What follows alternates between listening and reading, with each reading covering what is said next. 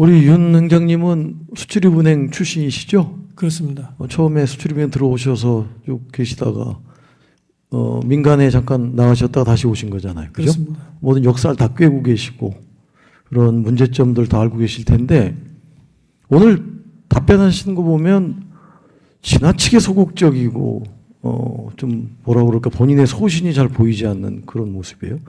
의원들께서 여러 각도에서 질문을 하면 답변을 또 그 각도에서 하는 건 좋은데 이 말도 맞고 저 말도 맞고 그런 느낌이어서 특히 중요한 부분은 행장께서 지금 뭐 또 맡은 지도 1년도 더 지났잖아요. 네. 분명한 좀 자기의 정책적 어떤 입장을 갖고 있었으면 좋겠다는 생각을 해요. 수출입은행에 그런 관점에서 좀 답변을 해주시고 예. 수출입은행에 방위산업팀이 있죠. 예, 있습니다. 언제 생겼습니까?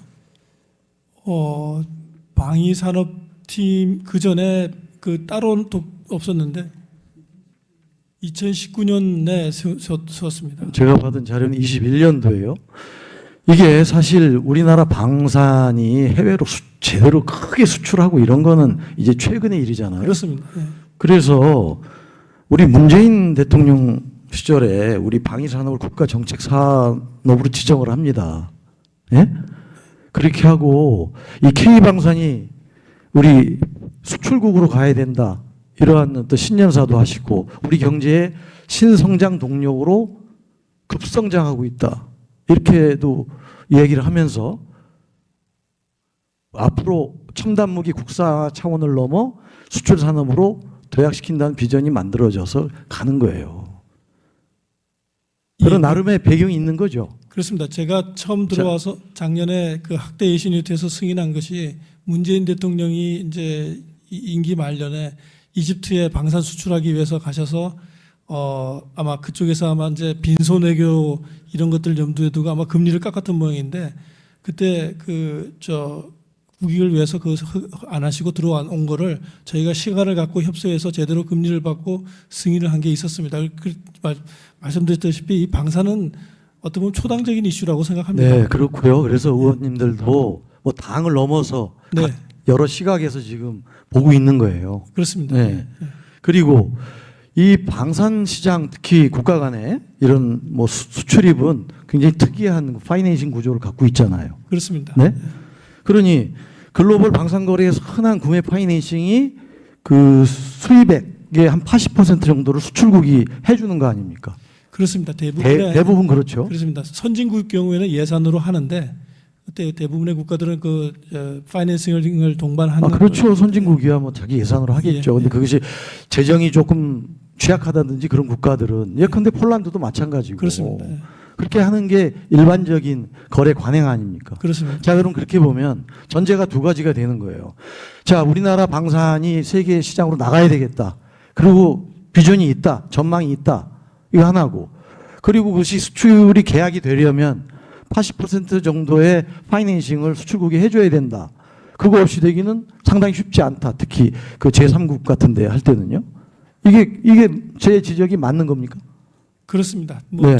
자, 그렇다고 그러면 예. 수출입은행이 해줘야 되는데 지금 법정 자본금 묶여 있고 거기에 또 40% 한도가 걸려 있잖아요. 그렇습니다. 자기 자본에. 예. 그럼 이게 어려워지는 거잖아요. 금액은 방산 수출은 굉장히 계약이 건당 규모가 굉장히 크지 않습니까?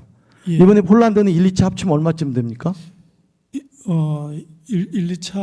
1차가 124억 불인가 그렇고 2차가 아마 300억 불 넘는 맞습니다. 걸로 그래서 예. 두 개를 합치면 예. 442억 달러로 60조가 되는 거예요. 그러니까 한 건마다 뭐 몇십 조씩 가는 이제 선박도 이제 우리 수출이 규모가 커지고 있는데 그럼 이거를 어떻게 그럼 우리가 여시는 신용을 줄 거냐 이런 어려움에 수출입은행이 처한 거 아닙니까? 그렇습니다. 네? 지금 2014년도부터 15조에 묶여 있는 거고 법정 자본금이. 그러면 여기에 대해서 변화하는 어떤 세계 시장, 예? 또 그러고 이러한 또 공급망, 세계 글로벌 공급망의 변화, 국가의 역할 이런 것들이 다 바뀌어 나가고 있단 말이에요. 근데 15조 가지고 거기다가 40% 제한에 묶여가지고서 어떻게 역할을 해주냐는 거죠. 제 얘기는. 그래서 의원들께서 여러 가지 법안 개정안을 냈단 말이에요. 근데 거기 아까 여러 의원들이 얼마 정도가 적절한 규모라고 보냐 쉽지 않은 얘기죠.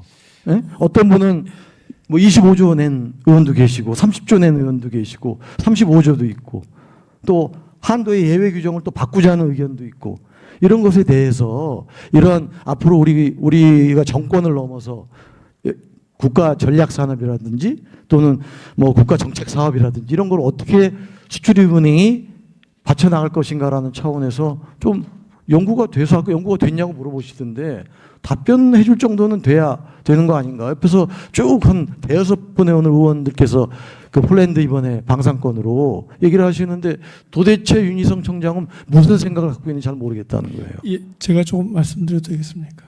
왜 꼭 이제 내가 시간 다 쓰니까 얘기해. 하여튼 그럼 좀 이따가 예. 한 1분 정도라도 예. 입장을 얘기해 주셔야 이거는 이제 법안 심의를 네. 해야 될지 몰라요. 네, 아까 우리 홍영표 의원님 말씀하신 대로 폴란드가 정권이 지금 이제 총선이 얼마 전에 끝나서 바뀌었기 때문에 이게 또 계속 유지될지 말지도 모르는 거지만 국제 관행은 그런 거 아니에요. 네. 지원하려면 어느 정도 금액 이상이어야 되는 거고 그거를 대충 또 그 문제가 있는 것 같습니다. 뭐 이렇게 하면 그렇게 해줘야 된다는 얘기인지 아닌 건지 이런 굉장히 혼선이 올 수 있다. 그런 말씀을 제가 드립니다. 예. 네? 아셨죠? 그래서 예. 뭐 아까 뭐 자료도 달라고 그러셨는데 이게 어떻게 보면 조금 서둘러야 될지도 몰라요. 또 그것이 무리가 갈 수도 있지만 그런 부분에서 수출입은행의 입장이 분명해야 되겠다 그런 말씀을 제가 드리는 거예요. 예, 그럼 은행업장에 대해서 말씀을 좀 올리겠습니다. 네네 얘기하세요. 예, 그 뭐 다양한 논의가 있는 걸로 알고 있는데 이제 하나 그 제가 오해를 좀 피하기 위해서 제가 이제 그 300억 불 2차 하면은 그게 300억 불이 일시에 나갔다 일시에 갚는 게 아니라 매년 연간에 걸쳐서 부분으로 집행이 되고 또 일부는 집행이 돼서 또 해수도 또 분할이 집행이 되기 때문에 피크 때도 300억 불이 될 수가 없습니다. 그러니까 사실은 그게 이제 사실 테크니컬한 얘기인데 그래서 그거를 전부 300억 불을 일시에 나가는 걸로 생각을 해가지고 저희 BIS 비율이나 뭐 한도 이렇게 계산한 거는 좀 과장이 된 거고요. 이제 그런 걸 충분히 감안했을 때도 저희가 아까 말씀드린 그 30조 뭐 35조까지 말씀하신 양기대 의원도 계셨는데 그렇게 충분히 주시면은 그 저희 40% 그 한도 내에서 매니지를 할 수 있는데 이제 폴란드는 그렇다 하더라도 이제 폴란드 걸 보고 다른 나라들이 이제 중에 저희들이 주문하겠다는 나라도 있고 뭐 있습니다. 그런 나라들한테 다 방산업에 이제 하려고 그러면은 아마 조금 이 여유가 이제 이 자본 그릇도 필요하고 또 아까 어느 의원님 말씀드렸듯이 저희가 방산만 하는 게 아니라 다른 건설 수주나 원전이나 대응하려 되는 거에 맞춰서도 이 자본금 증자가 필요하다 이런 말씀을 제가 드립니다. 그리고 폴란드 그 지금 정권 바뀐 거에 대해서는 저희도 모니터링을 하고 있는데 이게 의원님 아시겠지만 그 1차 계약에 저희 무기를 쓰면은 사실 어떻게 보면 그 사람들이 저희 무기에 어떻게 보면은 그 매이게 됩니다. 그걸 메인테너스 하기 위하고 그거를 계속 하기 위해서는 그러니까 1차 수주를 했기 때문에 2차 수주에 저희 가능성이 정권이 바뀌더라도 굉장히 높아지고요. 그 폴란드 내에서도 이제 갑론을박이 있는 걸로 알고 있는데 지금 그거는 그 모니터링을 하고 있습니다. 정리해 주세요. 네. 예, 수고하셨습니다.